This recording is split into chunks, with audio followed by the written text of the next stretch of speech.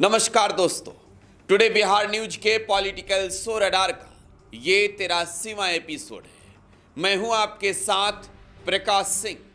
दोस्तों, बिहार की राजनीतिक माहौल इस वक्त खूब गरमाई हुई है। देश भर में बिहार की ही चर्चा हो रही है। चर्चा बिहार के मुख्यमंत्री को लेकर हो रही है। चर्चा नीतीश कुमार जो मौजूदा मुख्यमंत्री हैं उनके इस्तीफे को लेकर हो रही है।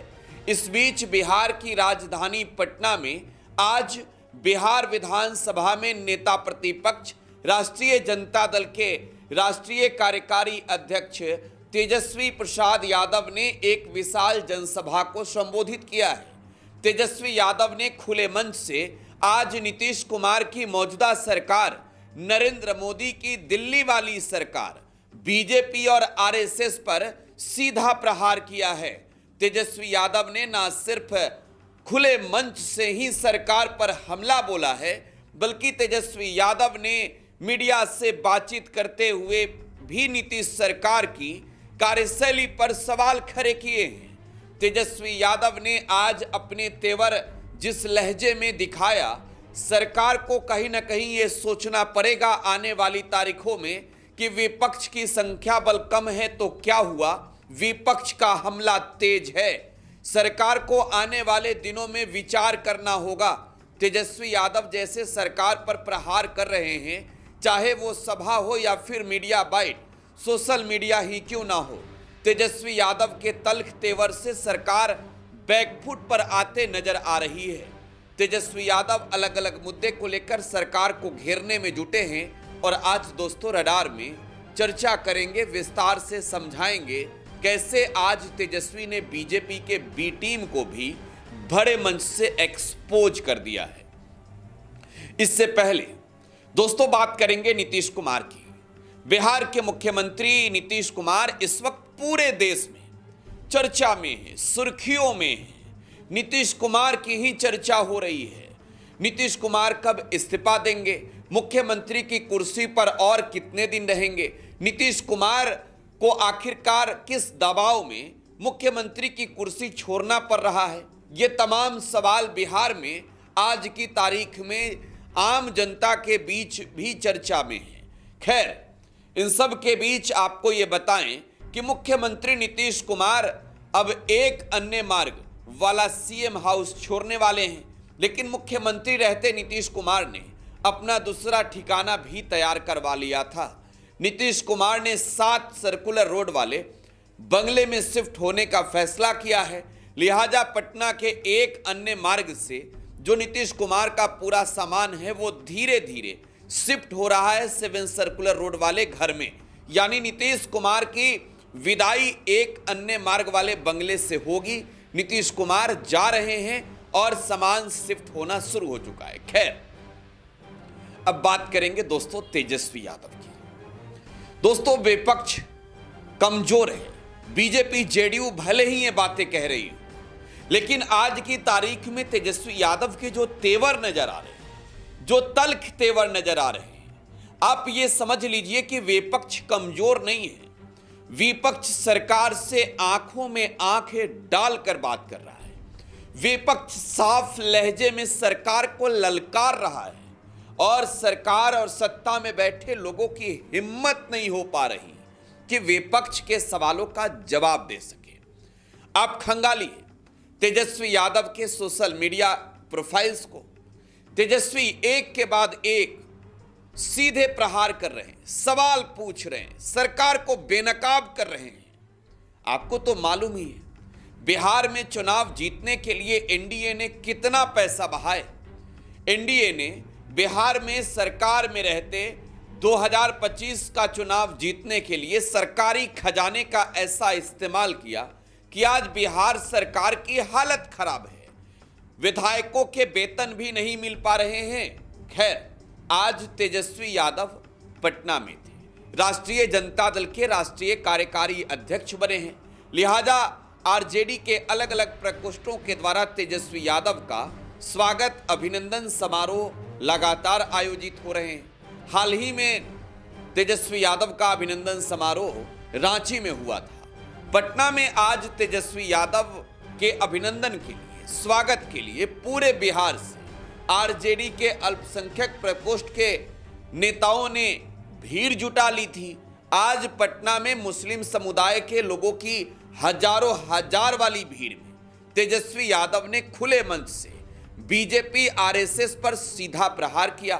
तेजस्वी यादव ने यह बताया कि वो झुकने वाले नहीं हैं और लड़ने वाले हैं और लड़कर जीतेंगे।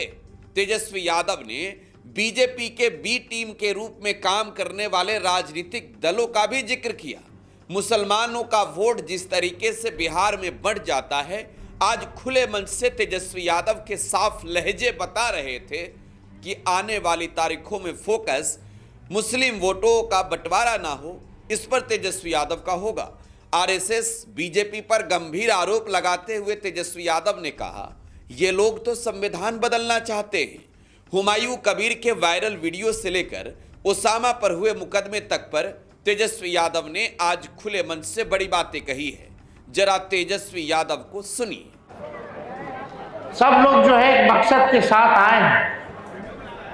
आदरणीय लालू जी ने, राष्ट्रीय अध्यक्ष जी ने फातमी जी को जिम्मेदारी दी है। राष्ट्र अध्यक्ष अल्पसंख्यक आयोग बनाया है। अनवर साहब भी यहाँ है। लेकिन जो आज का देश में जो दौर है, इसको भी समझने की जरूरत है। जहां आरएसएस और बीजेपी देश के संविधान की जगह आरएसएस का संविधान चाहती है, लोकतंत्र को मिटा करके तानाशाही चाहती है, ये दौर जो है संघर्ष का दौर है। और यहां आए हुए तमाम लोगों से मैं गुजारिश करना चाहता हूं, अपील करना चाहता हूं कि ये वक्त अपने से लड़ने का नहीं है, बल्कि एकजुट होकर के हमारे दुश्मनों से लड़ने का है। धर्म की बात करें और उकसाने की बात करें तो मेरा भी विरोध होना चाहिए। आज क्या हो रहा है, आप लोगों ने एक वायरल देखा होगा, वीडियो ऑडियो चल रहा है बंगाल का। बंगाल में एक नेता है हुमायूं, 1000 करोड़ रुपया लेकर के भाजपा और आरएसएस से चाहते हैं कि समाज में आपस में लड़ा करके भाजपा को फायदा पहुंचाने का। वो आप लोग सेंटिमेंट होंगे, जुड़ेंगे और वहां जो सेकुलर ताकतें हैं वो हारेंगे। ये ऑडियो वायरल हुआ है कि नहीं हुआ है? जो लोग नहीं देखे हैं वो देखिए, जानिए। और भाजपा और आरएसएस के डिजाइन को हम लोगों को पहचानने की जरूरत है, जो हमारे भाईचारा, अमन चैन को छीनना चाहते हैं, जो दंगा फसाद कराना चाहते हैं। और सदियों से यही काम में वो लोग लगे रहे हैं। हमें फक्र है कि हम लालू जी के बेटे हैं। वो लालू जी जब बाबरी मस्जिद को गिराने के लिए अडवाणी जी रथ यात्रा निकाले थे, ये बिहार की धरती है जहां लालू जी ने अडवाणी जी को गिरफ्तार करके रथ यात्रा को रोकने का काम किया। और आज भी हम लोगों के ऊपर मुकदमा, पूरे परिवार के ऊपर मुकदमा। लोग जो है बदनाम करने की साजिश करते, तोड़ना चाहते हैं। अगर तेजस्वी लॉ एंड ऑर्डर का सवाल उठाता है, बढ़ता अपराध का सवाल उठाता है, तो एक झूठा केस जो है ओसामा पे करके न्यूज को डाइवर्ट करने का प्रयास है कि लालू जी अब तक नहीं झुके, ना झुके हैं, ना झुकेंगे। इन फिरका प्रस्त शक्तियों से हमेशा लड़ते रहेंगे। जब लालू जी नहीं झुके तो लालू जी का बेटा भी झुकने को तैयार नहीं रहे। हम लोग लड़ने वाले लोग, भले ही तंत्र मंत्र से इस चुनाव में बहुत कपला बेईमानी करके लोगों ने सीटें लाने का प्रयास किया, लेकिन हम लोग विचार के पक्के हैं। कोई एक व्यक्ति बता दे कि राष्ट्रीय जनता दल एक ऐसी पार्टी जो बीजेपी से समझौता नहीं किया। लेकिन आज भी आप देखिएगा अपने विचार पे हम लोग कायम हैं। कई बार उंगलियां ऐसे ऐसे केंद्र में बिल लाएंगे, केंद्र सरकार ने बिल लाए पार्लियामेंट में, जिसका हम लोगों ने विरोध किया। सड़क से लेकर सदनों तक कहीं भी आप देखिएगा, हम लोगों ने उनके पॉलिसीज को नकारने का काम किया है। जो भी पॉलिसीज अल्पसंख्यक भाइयों को तबाह करने के लिए लाया गया है, कभी भी कॉम्प्रोमाइज हम लोगों ने नहीं किया। हम लोग हमेशा लड़ेंगे। और आप लोगों के समाज का, अल्पसंख्यक समाज ने हर बार हम लोगों को आशीर्वाद दिया। इस बार भी बढ़ चढ़ करके हम लोगों को वोट देने का काम किया, ताकत देने का काम किया है। इसमें कोई शिकवा और हम लोगों को शिकायत किसी से नहीं है। हम लोग सब लोग अपने लोग हैं। लेकिन मैं मानता हूं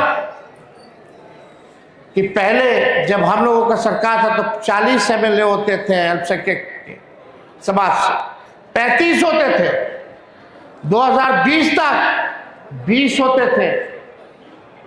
अब हम लोग आपस में बट्टे लग गए हैं, तो देखिए संख्या क्या कम हो गई। संख्या कम हुई है, लेकिन हम लोग नौजवान हैं, नए सोच के हैं। आने वाला दिन हम लोगों का होगा। जो लड़ता है वो जीतता है, और इस कमियों को भी हम लोग जो है आने वाले समय में पूरा करने का काम करेंगे। लेकिन भाजपा के डिजाइन को समझिए, असम में परिसीमन हुआ कि नहीं हुआ? पहले जो 30 मुसलमानों की सीटें थी उसको 20 कर दिया गया। आज वही 20 सीटों पे मुसलमान भाई को हराने के लिए लड़ रहा है। इससे हम लोगों को बचने की जरूरत है।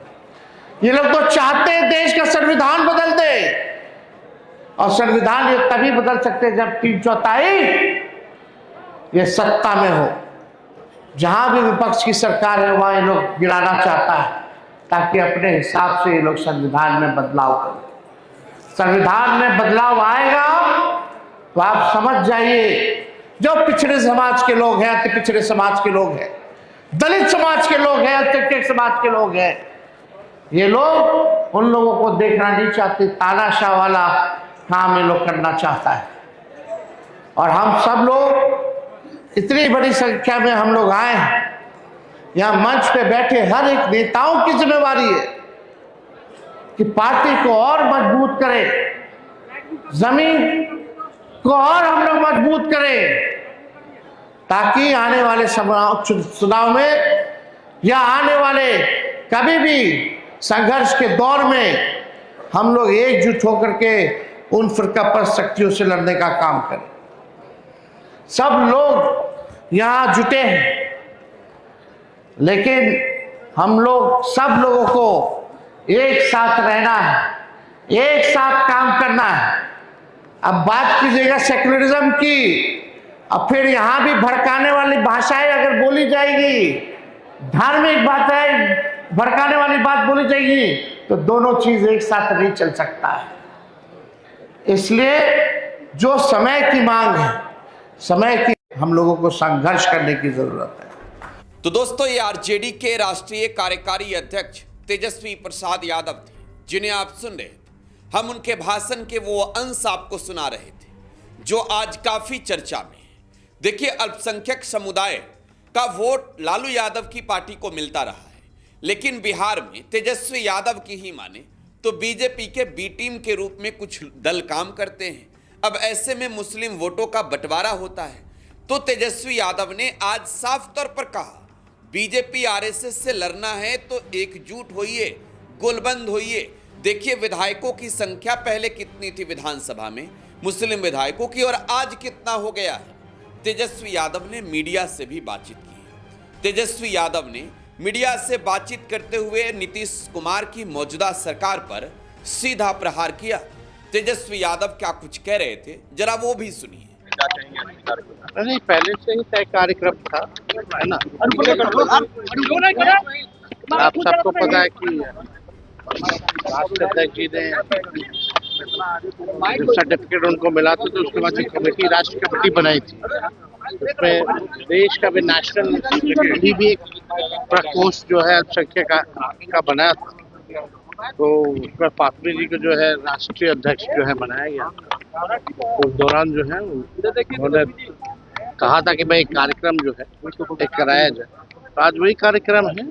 नए मुख्यमंत्री का ऐलान होना है, बीजेपी में चीजें फंसती नजर आ रही है। अब देखिए कौन बनेगा नहीं बनेगा, लेकिन वास्तविकता यही है कि बिहार जो है बदहाल हो गया है, बर्बाद इन लोगों ने कर दिया है। किसी चीज की बात कीजिए, लॉ एंड ऑर्डर की बात कीजिए, किसान की बात कीजिए, नौजवान की बात कीजिए, पढ़ाई की बात कीजिए, दवाई की बात कीजिए, बिहार जो है सफर कर रहा है। और सरकार की जिम्मेवारी होती है कि कम से कम जो पीड़ा है लोगों की, जो समस्या है, उसको दूर किया जाए। इसके लिए सरकार का गठन होता है। 5 साल में हम लोग पहले देखते थे एक बार होता है, अब सरकार बनते फिर सरकार बना दी। तंत्र मंत्र से लोग सरकार बनाए हो, लेकिन आज स्थिति क्या है आप बताओ। 2 महीने में कितनी बार कैबिनेट मीटिंग हुई है, इस पे कोई चर्चा नहीं कर रहा। एक निर्णय जो है नहीं लिया जा रहा, बिहार की क्या स्थिति बनी हुई है। यानी ये साफ दिखता है ना हम लोगों को कि भाई जो सरकार में जो लोग हैं, जो भी पार्टियां हैं, जो भी नेता हैं, और कहने को तो ये डबल इंजन की सरकार है, केंद्र में भी और यहाँ भी 20 सालों से भी ज्यादा, लेकिन अभी तक जो है कोई कैबिनेट मीटिंग नहीं हो रहा है। ओले गिर रहे हैं, फसल बर्बाद हो रहा है, उसके लिए कोई चिंता नहीं की जा रही है। सरेआम सड़क पे गला काट दिया जा रहा है, बच्चियों के साथ गैंगरेप किया जा रहा है। TRE 4 का क्या हुआ भगवान जान रहा है। शिक्षा, चिकित्सा, दवा नहीं मिल रहा है, अस्पताल में स्ट्रेचर नहीं मिल रहा है। तो ये तो साफ दिख रहा है ना कि जो लोग सत्ता में हैं उन लोगों को चिंता इस बात की है ही नहीं। सबको केवल चिंता इस बात की कि कुर्सी किसका होगा, कुर्सी पे कौन बैठेगा, इसी बात की चिंता है। और जो हम लोग पहले से बोलते रहे कि भाई नीतीश जी को ये लोग मुख्यमंत्री नहीं रहने देंगे, वही हो रहा है। चुनाव में हिम्मत नहीं थी, नहीं कह पाए, लेकिन ये अंदरूनी पहले से तय हो चुका था। और तय नीतीश जी का कुछ भूमिका नहीं हो, तो बिना मन के उनको जो है वहां ले गया गया। लेकिन जो लोग हैं जदयू में बड़े नेता, उन लोगों ने जो समझौता किया है, चाहे CBI ED का डर हो या लालच हो, जो भी हो, उसके डर से नीतीश जी को फंसा दिया ये लोग। जेडीयू और खत्म करने की तैयारी हो रही है तेजस्वी जी। क्या लग रहा है कि बीजेपी निकल जाएगी जेडीयू को? अब निकले ना निकले, अब जदयू वाला लोग जाने। निशांत को लेकर पहले कहा गया डिप्टी CM बनेंगे, और अब निशांत ने मना कर दिया कि हम नहीं बनेगा। नाम बहुत तेजी से चल रहा है। देखिए हम किसी के बयान पे कौन क्या बन रहा है नहीं बन रहा है, जो भी बनेगा जनता का मैंडेट नहीं है, ये बात सच्चाई है। बहरहाल दोस्तों, तेजस्वी यादव ने आज बिहार में राजनीतिक रूप से सरकार को चौतरफा घेरने का कोशिश किया और तेजस्वी यादव के प्रहार के आगे NDA सरकार की बोलती बंद हो गई। दोस्तों, तेजस्वी यादव ने सवाल पूछे कि बताइए, सरकार बनने के बाद 2 महीने के अंदर भी कैबिनेट की मीटिंग नहीं हुई। सबसे बड़ी बात यह है कि बिहार में आज की तारीख में तो जो सत्ता में लोग हैं वो सरकार CM पर ही सस्पेंस में है, सुर्खियों में है। तो फिर बिहार की जनता का भलाई किसके हवाले है? सवाल ये कि बिहार की राजनीतिक में आने वाली तारीखों में क्या कुछ होगा, आपको क्या लगता है? कमेंट बॉक्स में बताए जाइएगा। रडार में आज बस इतना ही। आप टुडे बिहार न्यूज के साथ बने रहें। धन्यवाद।